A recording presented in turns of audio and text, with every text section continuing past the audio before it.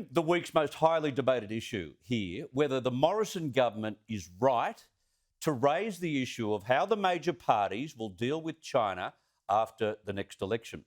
Of course, current and former spy chiefs are tut-tutting this, saying that any political debate of this kind is unhelpful to them. Fair enough.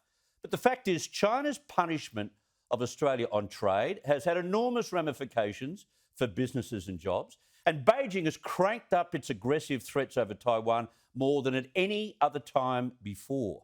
I thought I'd get a view on this tonight from former Australian Foreign Affairs Minister Alexander Downer, who's in London. Alexander, thank you so much for your time. It's a pleasure, Chris. I want to ask you, you've followed the debate, no doubt, during the week. Firstly, how can this issue be off limits, for heaven's sake? Talk about censorship. Well, of course, in Australia, we've always had debates about national security issues. I remember when I was a child, there were very fierce debates about the Vietnam War. There were debates about the Iraq War. There have been debates about every manifestation of national security policy. And there's nothing wrong with having a debate about these things. And if you take China's aggression towards Australia over the last 2 or 3 years, it is an issue worth discussing. And I think myself that the government has been remarkably robust in dealing with it. So bearing in mind the government feels that, no doubt they want to make the point against their political opponents just as the election's coming. Just as the Labor Party has made issues of national security election issues on previous occasions. Yeah, I was interested to hear from former ASIO chief Dennis Richardson say there's really not much difference between the two major parties in their attitudes to China. I would have thought in more recent years that's an incorrect statement. Would you agree? Look, I haven't followed it so closely, but let me just make this point. There has historically been a different emphasis from the Liberal Party and the Labor Party on relations with China. You've got to remember that the Labor Party regards it as one of its proudest boasts that it moved in the early 70s to recognise China, and now Gough Whitlam, as the opposition leader, outmanoeuvred Bill McMahon on the issue of recognition of China, and he successfully outmanoeuvred Bill McMahon, by the way. And it was a huge national security debate at that time. Not that anybody or many people would remember that. And the Labor Party, I think, from time to time, has flaunted what it regards as its superior credentials on engagement with Asia. Not that I personally would accept that those credentials were credible, but they've made these arguments. So I suppose they've made their bed. They're going to have to sleep in it. What I'd say about the Morrison government is that they have been remarkable in the robustness of the way they've dealt with China's aggression. The development of AUKUS with the UK and the United States, the evolution of the Quad to a leaders level meeting with India, the United States and Japan.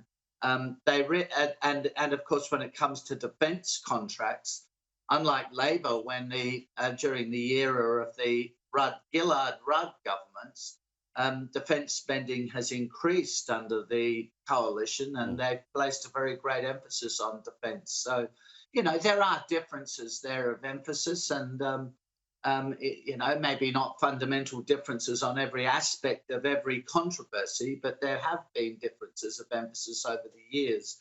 And the two parties will no doubt want to make those points. Yeah, and they should be allowed to do so. On the larger global issue that the world faces now, Russia and Ukraine, what are tensions like in the UK over this?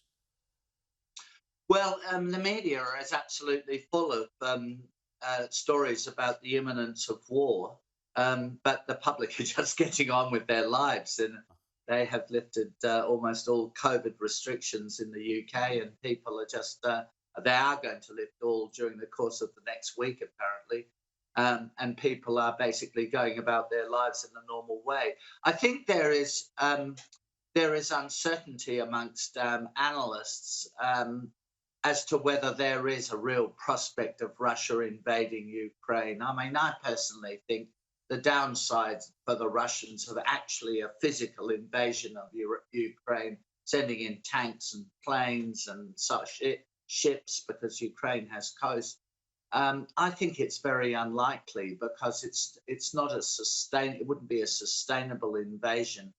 It defies rationality, really. I think in a way, President Putin is achieving what he wants, which is to make sure Ukraine doesn't join NATO.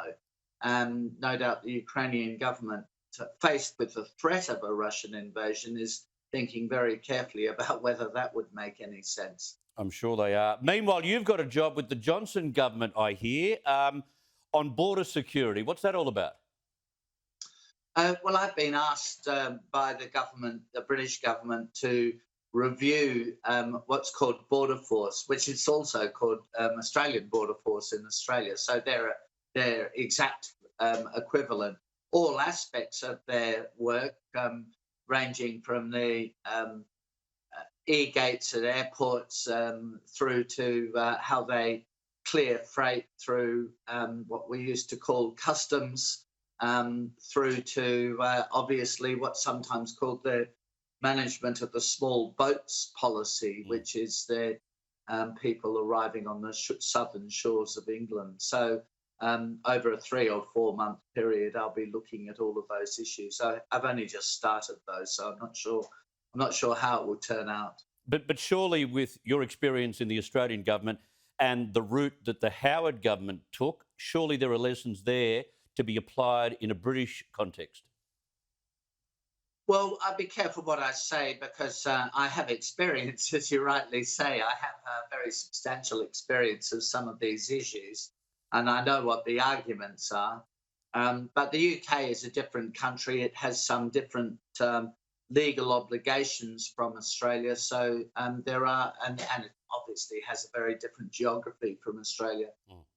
So there are a variety of issues that I'd have to look at pretty carefully. So you see, I'm being very cautious in what I say, not preempting what on the basis of the facts as I observe them, and I haven't done that yet, except through the media.